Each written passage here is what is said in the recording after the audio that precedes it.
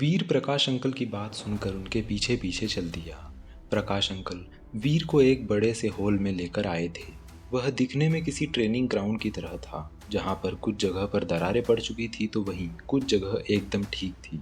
वीर को समझ नहीं आ रहा था कि प्रकाश अंकल का उसे इस तरह से इस जगह पर लाने का क्या मतलब था।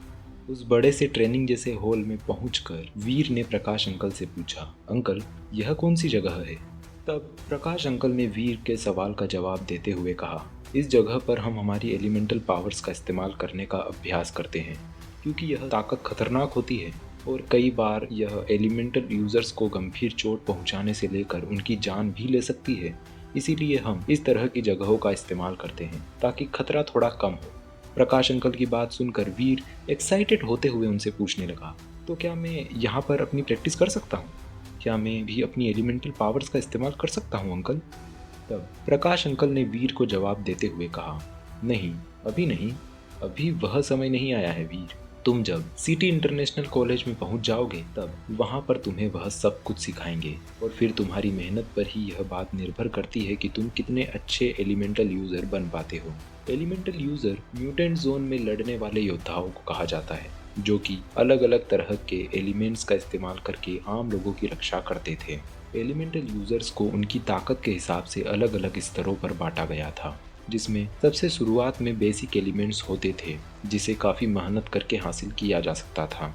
वीर तो अभी उस स्तर तक भी नहीं पहुंच पाया था।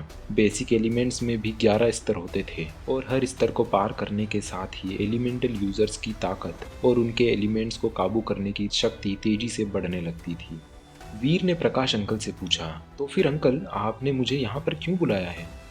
इस बात का जवाब देते हुए प्रकाश अंकल ने वीर से कहा, वीर मैं चाहता हूँ कि तुम यह देखो कि एलिमेंटल पावर्स को कैसे कंट्रोल किया जाता है। यह वैसा ही है जैसे गाड़ी चलाने से पहले तुम्हें गाड़ी कैसे चलाई जाती है वह दिखाया जाता है।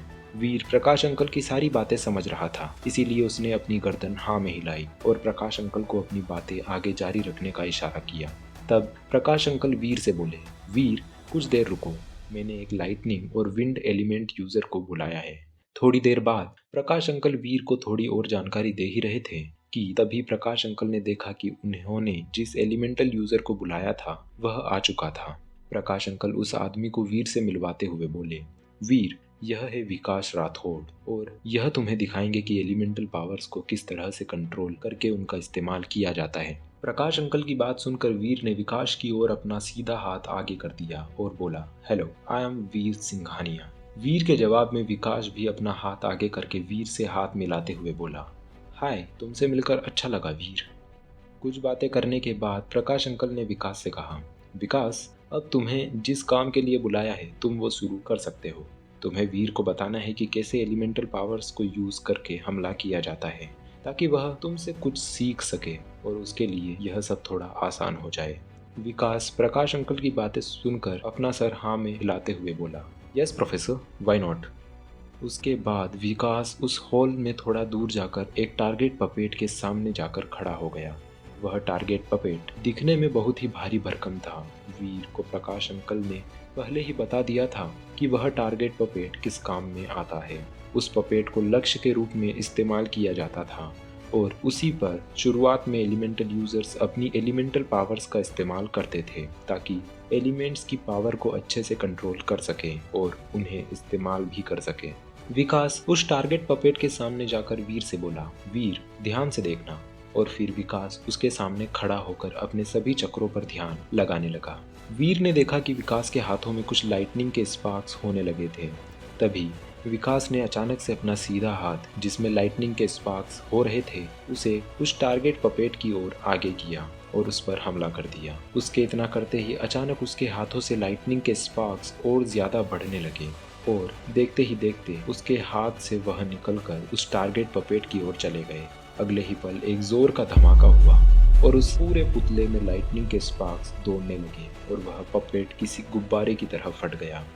यह देखकर तो वीर की आंखें फटी की फटी ही रह गई थी। उसे अपनी आंखों पर विश्वास नहीं हो पा रहा था कि ऐसा भी कुछ हो पाना संभव था। वैसे तो वीर को प्रकाश अंकल ने पहले ही इन सब के बारे में काफ़ी जानकारियां दे दी थी, लेकिन यह पहली बार था जब वीर ने यह सब अपनी आंखों के सामने होते हुए देखा था।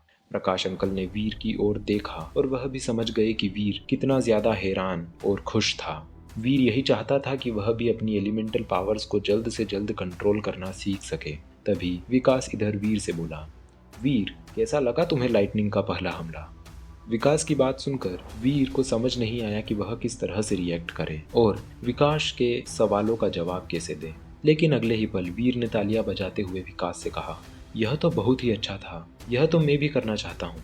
तभी वीर की बात का जवाब देते हुए प्रकाश अंकल ने वीर से कहा, वीर तुम्हें अपनी एलिमेंटल पावर्स को इस तरह से इस्तेमाल करने के लिए बहुत ज़्यादा मेहनत करनी होगी। यह कोई ऐसी चीज़ नहीं है जिसे तुम रातों रात सीख सको।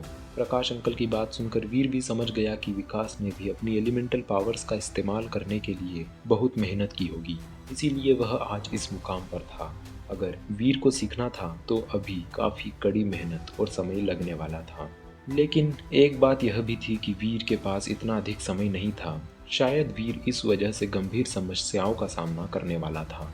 ऊपर से वह जल्दबाजी भी नहीं कर सकता था, क्योंकि जिस जगह पर वह जाने की सोच रहा था वह इतनी भी अच्छी जगह नहीं थी जहां से कोई भी ऐसे ही बचकर निकल जाए। वहां की मुसीबतें किसी की भी कल्पना से परे थी। अगर उनसे बचने के लिए वीर कुछ कर सकता था तो वह यह था कि जितना हो सके वह खुद मेहनत करके ताकतवर बने, जिससे आगे चलकर बचे रहने की संभावना अधिक रहे। तो क्या वीर भी इस तरह की चीजें सीख पाएगा? अगर हाँ, तो उसे इसमें कितना समय लगने वाला था? और क्या होगा जब वीर का सामना आने वाले कुछ खास खतरों से होगा? जानने के लिए बने रहिए मेरे साथ इस कहानी पर।